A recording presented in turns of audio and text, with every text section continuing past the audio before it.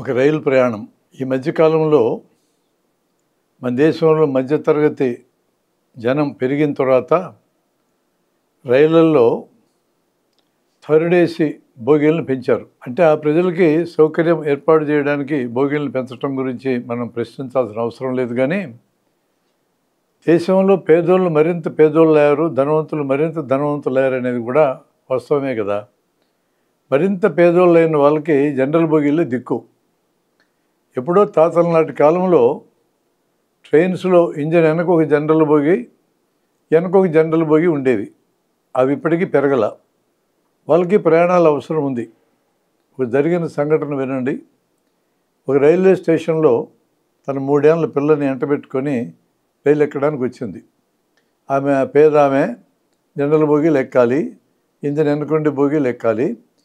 ఆ బోగీలో ఎక్కడానికి ఒక డాక్టర్ కూడా ప్రయత్నం చేస్తూ వచ్చాడు. అక్కడ రైలు ఆగేది 1-2 నిమిషాలే. విపరీతమైన జనం ఉన్నారు. ఇప్పటికే బోగి నిండా జనం. ఇంకో పెద్ద గుంపు లోపలికి ఎక్కడానికి ప్రయత్నం చేసే క్రమంలో ఈ అమ్మాయి ఎంటబెట్టుకొని వచ్చిన పసిపిల్ల, 3 ఏళ్ల పిల్ల కింద పడిపోయింది. తలకాయకి దెబ్బ తగిలింది, తెలియదేపోయింది. పక్కనే ఉన్న డాక్టర్ అది గమనించాడు. గమనించి ఇదేదో ప్రమాదంగా ఉన్నట్లుంది అనిపించింది. ఈ లోపల పసిపిల్ల వాంతి చేసుకుంది. అంటే తలకు దెబ్బ తగిలినాక వాంతి చేసుకోవటం అనేది మంచి లక్షణం కాదు. చాలా సందర్భాల్లో దెబ్బ తగిలి కొంత సమయం గడిచినాక వాంతి అవుతుందంటే రికవర్ అయిన దానికి నిదర్శనమే. కానీ ఇక్కడ ఈ పసిపిల్లకి దెబ్బ తగిలిన తర్వాత వాంతి చేసుకుంటే ఆయనకు అనుమానం వచ్చి తన ప్రయాణాన్ని రద్దు చేసుకొని ఆ గర్భవతిని, ఆ బిడ్డని తీసుకొని 108 అంబులెన్స్కి ఇన్ఫర్మేషన్ ఇచ్చి అంబులెన్స్ ద్వారా ఆసుపత్రికి తీసుకెళ్ళాడు. ఆసుపత్రిలో పరీక్షలు చేసిన తర్వాత మెదడు లోపల దెబ్బ తగిలి రక్తం గడ్డగట్టినట్టు తేలింది. ఆ బిడ్డకి వైద్యం చేయాలనుకునే లోపలే బిడ్డ మరణించింది. అంటే రైలు ప్రయాణం కోసం వచ్చిన మహిళ తన బిడ్డను పోగొట్టుకుంది. అలా కన్నీరు మున్నీరు ఏడుస్తున్నామని ఎట్లో ఒకటి సముదాయించి వాళ్ళ ఊరికి పంపించగలిగాడు. 2 రోజుల తర్వాత ఆమె డాక్టర్కి ఫోన్ చేసింది. అంటే డాక్టర్ పంపించినప్పుడు తన ఫోన్ నెంబర్ ఇచ్చాడు. తనకి పొట్ట మీద తగిలిన దెబ్బ వలన గర్భంలో ఉన్న బిడ్డ కూడా చచ్చిపోయిందని తెలియజేసింది. ఈ దుస్థితి కారణం ఏంటి? రైళ్లలో జనరల్ బోగీలు ఎక్కువ వేస్తే సమస్య ఏంది? ఈ జనమందరూ పనులు కట్టిన వాళ్ళు లేరా? ఇలా డబ్బులతో ఈ ప్రభుత్వాలు నడవడం లేదా? ఈ రైల్వేలు నడవడం లేదా? మరి వాళ్ళ ఎదుట అంత శీతకన్య ఏంటి? అంత చిన్న చూపు ఏంటి? దానికి ఆయనకు వచ్చిన ఐడియా ఏంటంటే 1 కోటి మందితో సంతకాలు సేకరించి మోడీకి పంపాలని.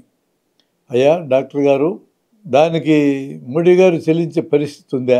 నోట్ల రద్దు కాలంలో 2016లో 140 మంది క్యూలలో నిలబడి మరణించారు. ఏమన్నా చెల్లించారా? అవినీతి పోతుంది, నల్లధనం పోతుందని చెప్పాడు. అవి పోకపోతే 100 రోజుల్లో చూసుకొని నన్ను నడిబజారు ఉరిదీయండి అని చెప్పాడు. ఇవన్నీ జరిగినాయి. కానీ ఆ 140 మందికి ఏమి నిష్కృతి వచ్చింది? వాళ్ళకి ఏమన్నా కంపెన్సేషన్ ఇచ్చారా? ఈరోజు చట్టం ఉంది, ఈడీఎన్ చట్టం. మిగతా అన్ని చట్టాలలో నిరారోపణ చేసిన పోలీసులు నిరూపించాలి. ఇక్కడ అట్లా కాదు, నిరారోపణకు గురైన నిరూపించుకోవాలి. అంటే విచారణ కాలమే శిక్ష అమలు జరుగుతున్నట్టు లెక్క. మరి ఎంతమంది జైల్లోని పోతున్నారు? స్టాన్ స్వామి జైల్లో విచారణ ఖైదీ కూడా పోయినాడు కదా. ఏమన్నా విచారించారా? తోలు మందం ఉన్నప్పుడు విచారణ ఏముంటుందండి? దాదాపు 2000 మంది 2002 గుజరాత్ అల్లర్లో మరణించారు. ఏమైనా విచారణ జరిగిందా? 1,00,000 మంది మొదటి విడత రైతులు ఢిల్లీలో తమ సమస్యలను విన్నవించుకోవడానికి వచ్చినప్పుడు 700 మంది మరణించారు. ఏమన్నా చలనం ఉందా? అందుకని మనం సంతకాలు పెట్టి ఇవ్వకూడదని అంటం లేదు. కానీ అంత మాత్రం చేతనే పాలించేటోళ్ళు కదులుతారనే భ్రమ పెట్టుకోవాల్సిన అవసరం లేదని నా అభిప్రాయం. ఈ మధ్యనే రాహుల్ గాంధీ కేరళ ఎక్స్ప్రెస్లో జనం గుంపులు ఎక్కుతూ లోపల రిజర్వ్డ్ కంపార్ట్మెంట్లో కూడా చాలామంది ఉన్నారు, లెట్రిన్ల దగ్గర లెట్రిన్ లోపల కూడా కూర్చున్నారంటూ ఒక వార్త వచ్చింది. ఆయన చెప్పాడని కాదు, కానీ మనకు అర్థం కావాలి కదండి.